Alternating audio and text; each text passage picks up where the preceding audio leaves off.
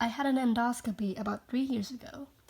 They would stick a camera inside of you to take a closer look at your intestines.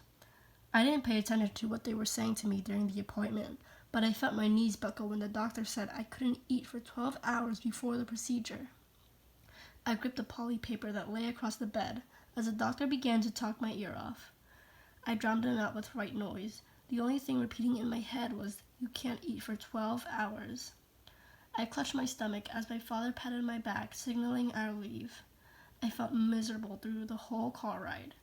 I went home, and when it was dinner, I watched my parents set up 2 bowls of rice for them, along with fried pork and spinach. I groaned as my dad gave me a bowl of chicken soup, but without the chicken. It was just the broth. "It's not that bad," he tried to say. "You can also eat Jell-O." Shaking and trembling, my hand limply gripped the spoon, groaning as I brought the broth to my face. It was awful.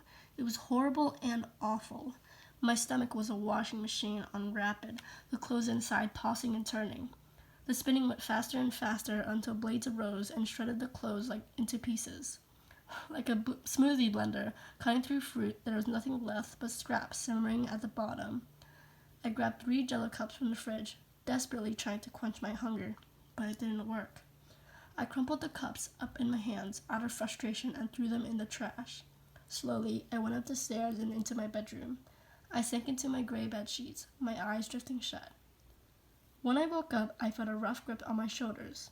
My father hovered above me, a sympathetic look on his face. "It's time to go," he said. I tried to stand, but almost collapsed on the floor. I was starving. My stomach, hollow like a jack-o'-lantern, rumbled. Eventually, I managed to get inside of the car. The rest was a blur until I found myself on a bed, getting rolled away by a nurse. She took me to a large operation room. I was surrounded by men and women alike, all in blue scrubs. One of the ladies had the most striking black hair and green eyes I had ever seen. "Are you ready?" she asked me. I didn't have a chance to answer as the anesthetist put a mask over my face. When I woke up, I found my parents sitting next to me. The heart monitor beeped steadily as I rose, looking around groggily. A different nurse came to my side. She had a faint smile on her face as she asked me, "Do you want a slushie?" I stuttered, "Can I have food instead?" She had an apologetic look on her face as she told me I couldn't eat solid food, only soft food. "I can give you applesauce," she offered. I sighed and accepted her offer, letting my head fall back into the pillows out of exhaustion.